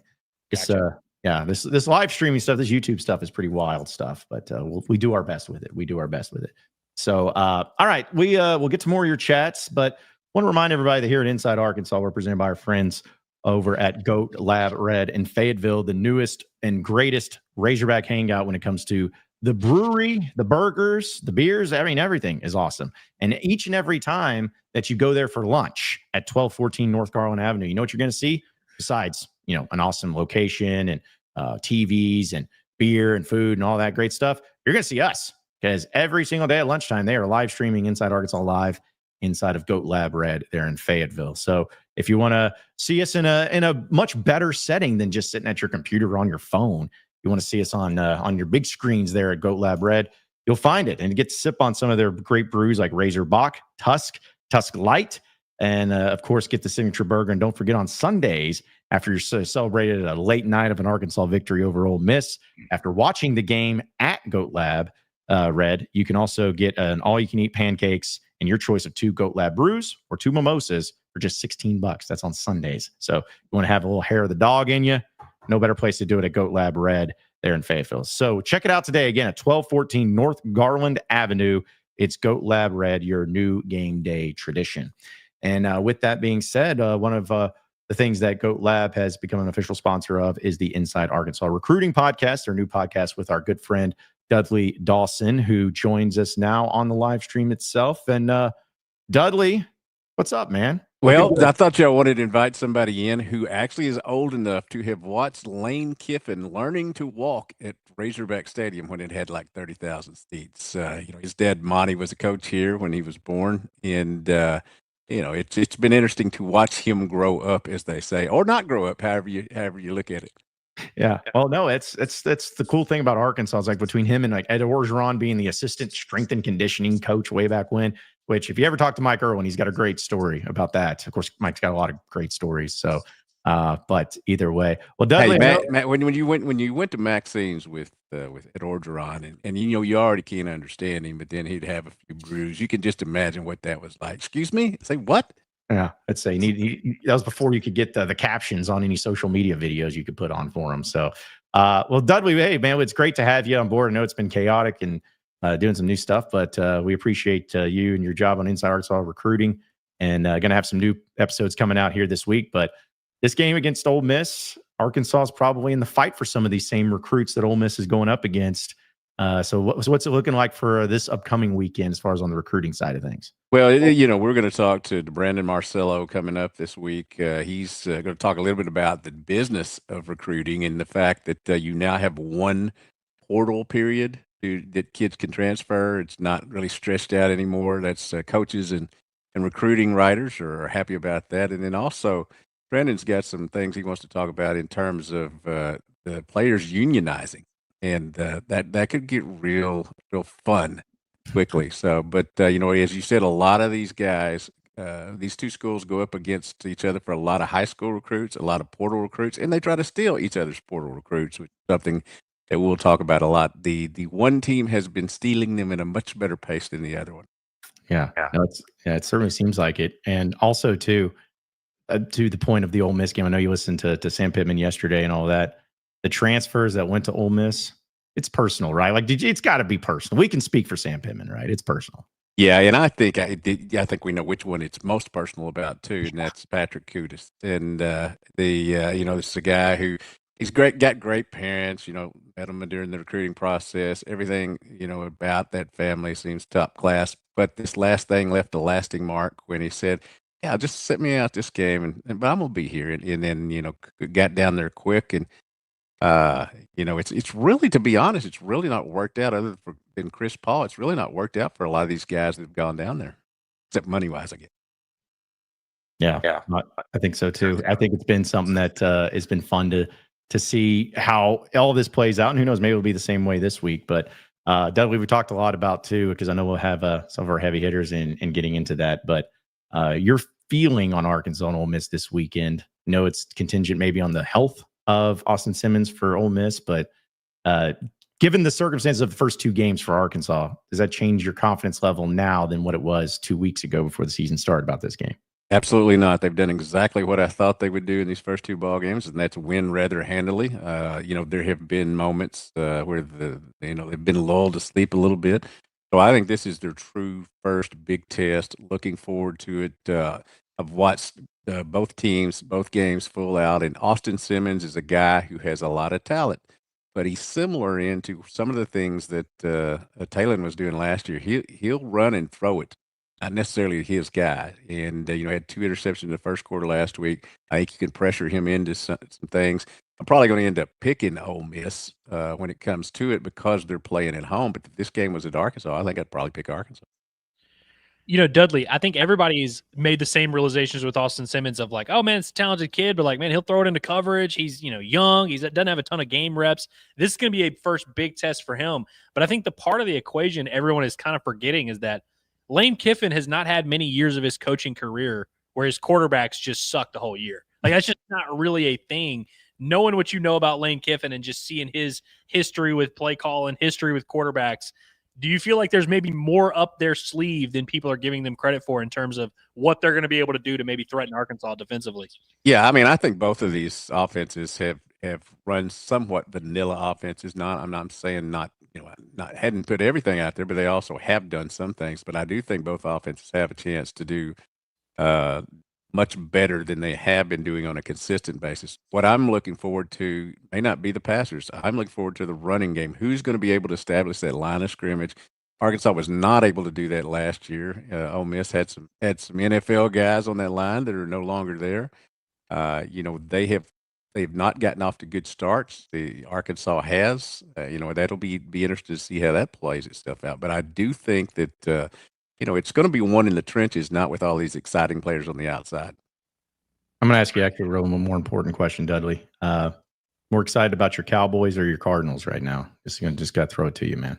Well, that's like asking, who's your favorite midget, I guess. But, and I'd have to go with the Game of Thrones guy. I figured English. I think that I'm going to go with the Celtics. You didn't give me that choice. I'm going to go to Celtics because I think even though Tatum's not going to be there next year, they will win more games than they lose. And I'm not sure about the other two teams. So, no. I got to say, I thought the Cowboys looked solid. I know that obviously, the Micah Parsons trade's a big deal. Everyone's dunking on them for that. Yeah, exactly. I thought the Cowboys looked okay. I still, we'll see how it all plays out. But like, I think they got something with Dak and CD and George Pickens. Like, I think they're still going to be competitive. But we'll see. I thought this was a good. I bet Cowboys +8 the other night. So maybe I'm just coming off the high of that. But we'll see. Well, we are of the impression that the Eagles are the best team in the NFL, which why would we not be under that impression? I came away from the game almost kind of impressed with Dallas. Yeah, and I will admit to being happy that they stayed in the ball game. I think it helped us that people were spitting before the game and getting tossed out. And I thought Kenny Clark, who's the guy that we got along with 2 first-round picks, did a great job inside, and I think he's going to be a pickup. You just don't trade a generational player and expect everything. And if you're going to do that, just be quiet. I know how much he's done for the university. I like Jerry Jones as a dude, I guess, but the general manager and the owner thing is just kind of wearing on me right now. And sometimes you don't have to say everything that comes out of your mouth. You think he's feeling himself because of that documentary? Because the documentary, from what I heard, was very pro Jerry and very Jerry patting himself on the back. You think maybe he was feeling himself a little bit? It's either that or his performance in Landman. I think that was, it was something that, he feels maybe he can transition now that he's 84 into the acting, but yeah, it's, I've had, 37 championships between my 3 main teams. Yeah. So I could toss it out there, but the drought's been pretty long with the Cowboys. So I'm used to it. I don't expect it. Yeah. All right. You could be a Jets fan like I am, or not anymore, but still, it's not always sunshine. And that had to suck Sunday, man. That had to suck. Again, you talk about being used to it. I'm used to it. It's like Aaron Rodgers blows out his Achilles 3rd play of the game. Yep. That's the Jets way. And then he goes on to another team and then beats you like when he leaves. Yep. That's the Jets way. It's the way it goes. So, but yeah, no, we appreciate it, Dudley. Real quick, I know we'll get to our heavy hitters and some other things too. And if you have any questions on the recruiting side, because Dudley's our host of the Inside Arkansas Recruiting Podcast, which you can check out wherever podcasts are found, as well as right here on Inside Arkansas. I just out of curiosity, because I know you've been doing this a long time, but your personal thing, the differences of recruiting 10 years ago to now, or 20 years ago to now. Obviously, transfer portal, all that stuff, but how difficult has it been, or how like insane has it been? I really enjoyed covering recruiting early on. Otis Kirk and I really in the 80s, I think, kind of brought this thing forward a little bit. There's been a lot of guys that have, helped push it too. But I remember one of my bosses saying, nobody will read recruiting. Nobody cares about recruiting. We kind of turned that up a little bit. So, but what I think is that when you look at recruiting these days, it was a sport back then. Now it's a business. I once was inside the Arkansas basketball program. I know that Hayford play was there. It just wasn't legal. It's about as far as I'll go with that. But I do think that these days it's just awful. You have to talk to the kid. You have to talk to the kid. You have to talk to the SID. Then you've got to talk to the lawyer. Then you got to talk to the agent, not necessarily in that order. We used to call them cousins and uncles that would come up and demand things. It's tougher to do these days. I'm excited about doing it again, getting back into it, with this format and all that. But it is so much different than it used to be, and it's kudos to the kids for getting a handout, getting paid, and all that kind of stuff. And it makes it a little bit less exciting for me as a journalist. Yeah, no, I think that's fair. And one final thing I know that, because again, Andrew, I know you're going to talk all about it too, Dudley, I know you're a baseball guy, but I wanted to get into the baseball schedule that's coming out today, which is so funny that we have a baseball schedule for Razorbacks before basketball. It's just an insane thing to me.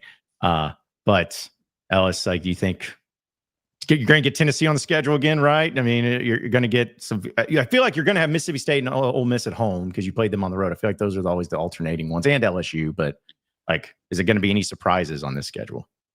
I don't know about surprises or anything. I mean, but also, who the hell knows? Like, I've given up trying to guess. Hutch actually texted me today. He's like, "Hey, do you have any like crazy? Is anything going on?" I'm like, "Dude, my guess is as good as anybody's. I have no idea." Back in the day, Arkansas had a stretch where they would play Ole Miss, LSU, and Mississippi State on the road the same years, and then it'd be home. And so it's kind of like you'd get the cool home slate one year, and then the next year it'd be the bad home slate. They are going to have most likely LSU in Baum-Walker Stadium, which will be cool. I guess that would mean – was Ole Miss – did they go to Ole Miss last year? They did, so they'll have Ole Miss home. I don't know if that means anything to anyone. I'd imagine they got to be going to Knoxville soon. They haven't gone to Knoxville. Tennessee's come here twice in a row. They got to be going to Knoxville soon, but there should be a pretty solid home SEC slate for the SEC schedule. Yeah, I was thinking about that because, the last time they went to Knoxville was literally the infamous moment. Was in 2021, so it's been a minute. How dare you recruit that guy? Yeah, sure. That's exactly just how it went down with no expletives or anything else like that. But that was. I'm looking. Isn't it nice though? Like, it's kind of like with Razorback basketball, even though they should have played Kentucky twice. But it's nice that Arkansas baseball is a draw. So it's like you're not going to get screwed with the version of the 11 a.m. kicks in baseball. You're going to get. They want Arkansas to play Tennessee. They want Arkansas to play Texas. They want Arkansas to play LSU. That's going to be the nice thing. Although it would be nice to also play. As long as you play Missouri, that's an easy win every single time. And then, maybe throw in. Honestly, guys, I want to play South Carolina because I'm. That might be the most obvious thing that was not going to work out with old boy. But play them. I guess. I don't know how good Oklahoma is going to be, but maybe they throw them into the mix because I feel like you haven't played Oklahoma in any of the major sports. Right. I do think Oklahoma is going to be in there. Andrew, I think you'll agree with me. The most interesting thing I heard last week was Coach Van Horn saying, need more seats. Hunter Yurchek said, don't need more seats. Who's going to win that battle? It is very interesting. And I keep pointing to it, and I understand why Hunter Yurchek can't just say yes to everything Dave wants. You can't just say, all right, yeah, you want seats? Here are seats. Oh, you want boxes? Here are boxes. Oh, you want a big scoreboard? Here's a big scoreboard. But I think there's something to the idea that Frank Broyles just trusted Dave and was like, sure, I'll get you more seats if you want them, even though I don't think we need them. And I listen, maybe I'm reading too much into it. I think that's very interesting. And I've seen a lot of people act like we were stupid for talking about the video board thing. I have not heard anybody, whether that's in the program, around the program, or just a fan or observer, who has told me like, no, this is cool. This is a great idea. Everyone loves this. This seems like this was done to appease one specific person who has a lot of money which like, I understand you gotta play your, you gotta play your cards right. I just think that's a little bit weird. And it almost, maybe I'm just looking at this through DVH is my guy. I'm always going to defend DVH, but it almost feels like disrespectful to DVH to say no to all these requests and then be like, but this thing that you didn't ask for, nobody wants. We're going to make sure we got that though. Yeah, and let's be honest about it. If you want something, if you're a big booster, you want something at Walker Stadium, pay for it yourself entirely, and everybody will be fine. That's the way things work. A friend of mine who has a lot of money once told me that he doesn't make any foolish decisions with his money, and that's why he's rich. And I told him I'm a sports writer, that's why I'm not. But that's probably a pretty good wise thing. I mean, I think that in all honesty, that there would have probably been a new head football coach here last year if enough people with money had wanted to pay it, but they didn't want it. They wanted to wait and see if the buyout went down, and here we go with this narrative. But 2-0, that's the narrative right now. That's right. That's right. Well, maybe one day all of us together can be rich enough to be like, we would like a television out there in Mom Walker, and maybe we'll get done. Maybe one day we'll get to that power, but probably not likely. But either way, we're going to have some more of your chats to answer before we close up shop. But of course, we got to get into one of our favorite segments here on Inside Arkansas Live. It is our heavy hitters presented by HD Roofing and Construction. We know that storms can hit unexpectedly, especially here in the state of Arkansas. You never know what's going to happen when it comes to the weather.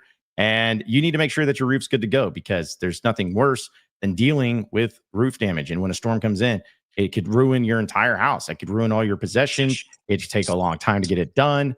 It just could be really bad for you. So don't wait. Do not wait to get a free inspection with HD Roofing, because you can rely on professionalism, top quality materials, and expert installation for all of your roofing needs. And so you can check them out today by going to hdarkansas.com, scanning that QR code on your screen as well, hdarkansas.com, or you can call 501-428-0429. That's 501-428-0429. It's hdarkansas.com and HD Roofing and Construction for our heavy hitters. So, all right. So for our heavy hitters today, I'll go and kick it off. This is more of a funny heavy hitter, I should say. But shout out to Steve Sarkisian making one of the weirdest metaphor analogies about Arch Manning in his press conference yesterday, because I think everyone saw Arch has not been great, but there was a video viral that he was wincing. I don't think anybody saw that and be like, oh, this is totally fine. Nothing's wrong. That must be just his, nervous tick. No, people could tell he was in some pain. And just like everybody would do, they're going to ask him the question in the press conference. Hey, what's going on? Well, Steve Sarkisian had an interesting answer to that. Arch Manning seemed to be having some throwing pains by the According to who? Arch. Arch said that to you? No. Oh, according to who? It just looked like he was. He doesn't have any. Is there an explanation to why it looked like that? I don't know. I've never filmed any of you guys when you're using the bathroom, so I don't know what faces you make when you're doing that. Sark, you talk. Okay. Listen, you could have gone a lot of different directions with an analogy or a metaphor for that, but it may have fit if somebody was seeing Arch Manning using the bathroom and he was wincing like that. But then you're just kind of like, well, I don't film you guys when using the bathroom, what your faces make. I'm like, are you implying that they are in pain when they're using the bathroom? And so I didn't know what that was. No clue what it was. But I'm giving him my heavy hitter because I'm like, because here's the deal. He knew he was going to get asked about it. Like, he had to know he was going to get asked about it. And then he goes in and he gets asked about it. And that's the thing he goes with is that. I don't know. I was just fairly impressed. I'm like, hey, commit to the bit, go with it. But still, I didn't like the answer, but it was still just funny because of the weird analogy that he throws in there. Listen, I'm all for when coaches want to play coy with injury. Like, I think coaches are well within their rights to not answer any question you ask them. They are well within their rights to say, we're going to keep that in-house. We don't want to talk about it. No comment at this time. Whatever. You can say that. I hate when coaches act like you're stupid for asking the question. Matter of fact, I'll even reference when Shane Beamer tried to shame our boy Dudley and was like, oh, why are you asking me about the linebacker that just had 4 sacks or the running back that just ran? Like, if you don't want to talk about it, or you say, hey, I didn't get a good look at it, fine. Why are you acting like it's stupid to ask about that? That's a completely valid question. Arch, hey, he's visibly injured out there. Thoughts on that? Like, hey, he's the quarterback that everyone's been talking about and we've been hyping up for years. can we comment on that? Like, if you don't want to answer the question, cool. But like being like, oh, that's the same as me asking you about your bowel movements. What? Like, I don't understand like what the connection is there. I thought that was weird. Two things really quick. Shane Beamer did call me on that Monday and apologize. I really thought that was cool from him. I've kept that call just just in case you need it down the line or anything. Second of all, the filming in the bathrooms, that's become a thing that's in the paper and online a lot. That's not a thing you want to do. I think that's some type of offense that sends you to jail and all those kind. And the third thing is we asked some really great questions at times. We asked some really stupid questions at times. Sometimes, as our late great friend Bob Holt would do, you ask a question in the way you want it to get the answer you want. But that was out of left field because that was a legitimate question. I would have worded it better, I think. But you take that somewhere else, and I'll give you the heavy hitter award because that got him some attention. But why would we, Yeah. Well, I'll say this too. Like, he might be cooked. I'm not saying actually like believing that, but I'm just saying that this would be something where if Texas starts, being bad or Arch starts being bad, I was like, hey, that was when it also he knew something was up. So, but yeah, Sark's my heavy hitter. Andrew, who you got? So we had it's weird. We had a Game of Thrones reference from Dudley earlier because I want to shout out. Hold on, let me make sure. I want to see if I can read this name correctly, but I want to give a shout out to the Mountain. I'm not going to be able to say this name correctly, but the Mountain, who I don't have the video because Twitter wouldn't let me download the video, breaks the world deadlift record, 510 kilograms, which is 1,124 pounds. Now, he's been a professional powerlifter for a while. SCT, shout out to, he says, Hafthor Bjornsson. Sounded great. Did that sound good to y'all? That sounded great to me. Shout out to the Mountain, breaks the world deadlift record. Did a great job in Game of Thrones. I was more of a Hound guy myself, but I thought this was cool. I mean, I've always been a fan of the strongman competitions. I used to watch, Mark Henry back in the day. I used to watch those people carry the rocks and move the trucks. I'm always fascinated by this stuff. And shout out to the Mountain, man. He's getting up there in age, but he's still crushing it, breaking world records. Just had to give him my props. He is our heavy lifter of the day. Yeah. It looks like what I looked like this morning when I was in the gym. Totally. And just at some point in time, I'm like, man, shout out to you, these people that do this, but I don't think it's a life that I would really want to, lead and just be like known for that. Guys like, hey, I lifted that. Okay, cool. So what are you going to do with that? If you ever have to lift a car maybe off of somebody, you'll be there. But yeah, no, he's a good one. He's a very heavy hitter, heavy lifter. He's just heavy. He's a heavy person. So, all right, Dudley, who you got? Well, mine is going to be a little bit different. I'm going to go with retiring UA broadcast journalism professor Larry Foley, who had a post this morning that I really enjoyed. He was talking about the Arkansas State game. Yeah, it was great. Every full stadium or almost totally full. It wasn't a competitive game, after a while, but there are a lot of great feelings. The governor comes on the next day and said, hey, they should play each other. But then he went down and listed all the reasons why they shouldn't.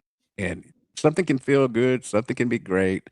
It can go both ways. And they, no matter how many people they put in that stadium, if they're going to have to pay to rent it, if they're going to have to not get the concessions, if they're going to have to get less ticket sales, in the day and age of college football landscape right now, you've got to have every dollar you can, and you can make $3 to $5 million if your stadium is not full up here compared to what you do down there. And yes, you have to pay a fee for a team to come in if it's not an SEC team. But all in all, I grew up in Newport, or actually in Balch, which is a small farming community outside of Newport. Went to a lot of Arkansas State games. Loved watching them play. I love the whole concept of them playing. 30 years too late, in my opinion, but that's the way that it worked out. It's just not even a decision. I can love my memories at Little Rock. I can love the memories of being down in that part of the state. I can love not going a weekend and not getting my car hit in Little Rock. That's that's neither here nor there. But what I do say is it's a business, and there is no business now in Arkansas playing in Little Rock and losing money. They're already being picked 14th in in the the preseason conference standings. They're 13th in recruiting. They're so down at the bottom. You can't do anything to give anybody any more advantage. All the games need to be here, and you've also got the one out of Arlington. Shouldn't be any reason right now that you shouldn't be able to make a move up. There shouldn't be any excuses. And I point out South Florida as someone who, in really quick time, has knocked off two ranked teams, and now is the darling of college football. Yep. No, I think I agree with you completely on that too. Because as far as the issues that may arise from it, and on top of that, this is not directly related, but I did just see Brandon Marcello tweet out that Illinois alumnus Larry Guys has made a $100 million gift to Illinois athletics because they're going to rename the stadium after him. So they got the naming rights done over there in Illinois, but Arkansas still having issues there. Yeah, what a concept, naming the stadium after someone, and them paying you to do it, man. That's a novel idea. I guess here's my question. Why if Arkansas State loves playing War Memorial so much and they love this thing, why doesn't Arkansas State just start playing there every year? Because then all the people that are like, hey, this whole thing, it unites the state and it's whatever. All right, if you believe that, then if Arkansas State starts playing in War Memorial every year, surely you'll go pack it out and you will all support them feverishly. And it'll be this great, awesome thing that unites us and we'll all sing Kumbaya. But I don't think that's what's going to happen, right? I think unless the government forces this thing, and again, that's something I think government should stay out, and that would be whether she thought they shouldn't play or should not play. I think it needs to be allowed to drift on away. We can all remember the memories. From everything I heard, this was a going away present, regardless of what everybody's trying to dance around and position them. Yeah, I think it's a going away present. It should be, at least. But if it stays that way, who knows? But as Sam Pittman said, whatever the ADs and the governor decide, well, whatever. Like, he doesn't want to play that game, and I don't blame him. Neither do I. But those are our heavy hitters for today. Appreciate HD Roofing Construction being a part of it. We'll have a few chats before we roll out of here. Shout out to Super Chat for Jason. Super J says, "Hey, great to see Dudley." So there you go, Dudley. You got your first official Super Chat dedicated to you. I did see SCT said Dudley is Curtis's baby. Actually, no, I'm his daddy.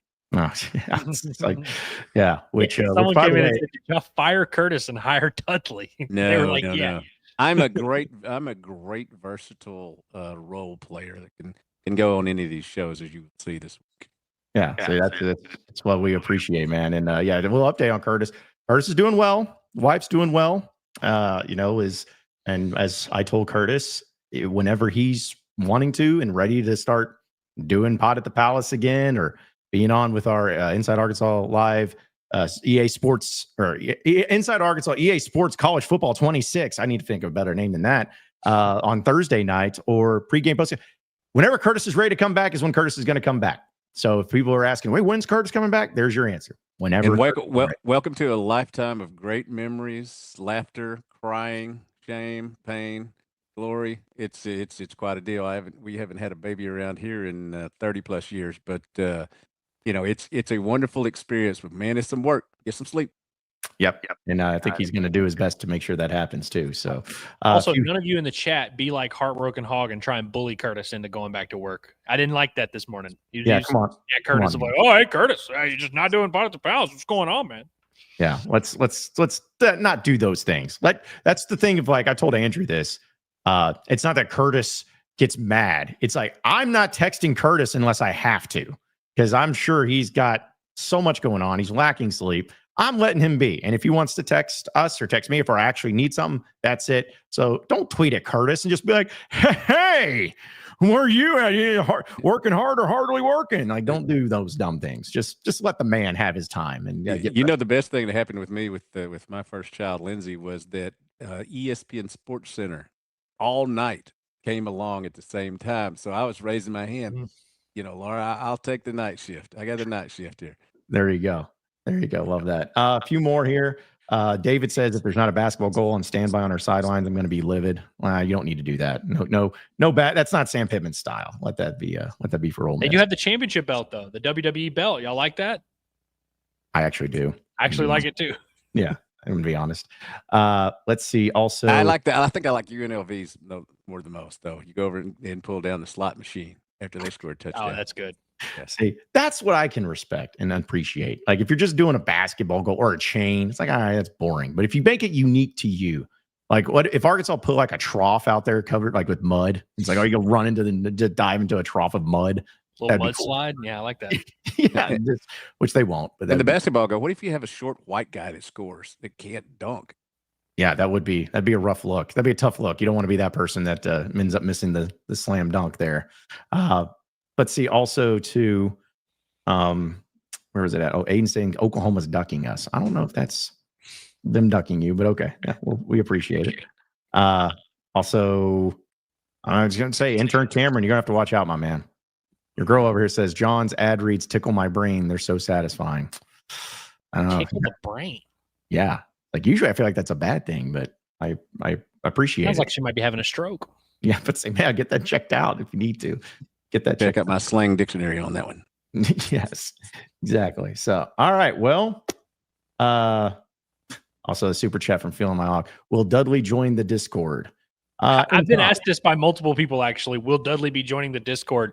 I was like, listen, if he wants to, cool, but I'm not going to go out of my way to be like, hey, Dudley, you have to join this weird app that we all get on and yell about.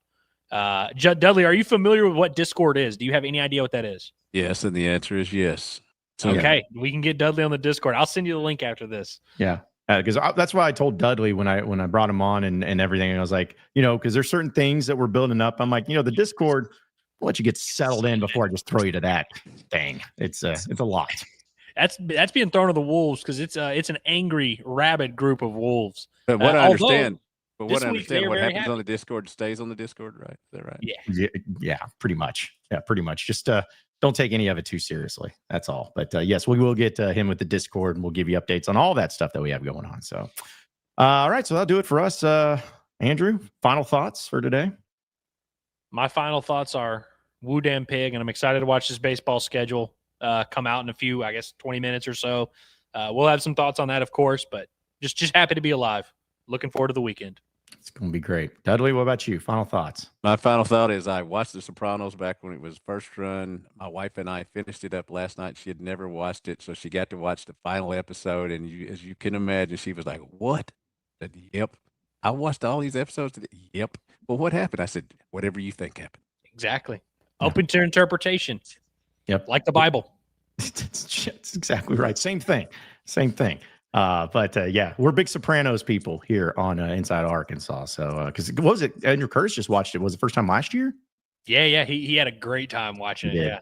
Yeah, it's fun to talk about that. So who knows? Maybe he'll have some. He'll either have more time to watch shows or less time to watch shows. Never go out on a boat with your friends, man. Yes, Unless you're real certain about it. Yeah, no, it's great advice there. But that'll do it for us, though. We appreciate everybody tapping in with us here at Inside Arkansas. Be sure to subscribe to us here at Inside Arkansas on our YouTube page. You can also check out all of our audio podcasts wherever podcasts are found, whether it's Inside Arkansas Live, Pod at the Palace, the Bombastic Podcast, Inside Arkansas Recruiting Podcast with Dudley, Inside Arkansas Football, which Ellis apparently did such a great job. He's going to have to just keep doing it every day this morning. So we'll have all the coverage for Razorback Football pregame starting at 9 a.m. on Saturday. Post-game coverage happening. Don't forget our Inside Arkansas video game simulation of EA College Football 26 on Thursday night. We got a lot going on, man. It's football season, but we're having a lot of fun doing it. So be sure to tap in with us each and every day here at Inside Arkansas. And that'll do it for us. For Andrew Ellis and Dudley Dawson, intern Cameron, I'm John Neighbors. Same sports show, same sports channel tomorrow at noon. Have a great rest of your day, everybody. See you then.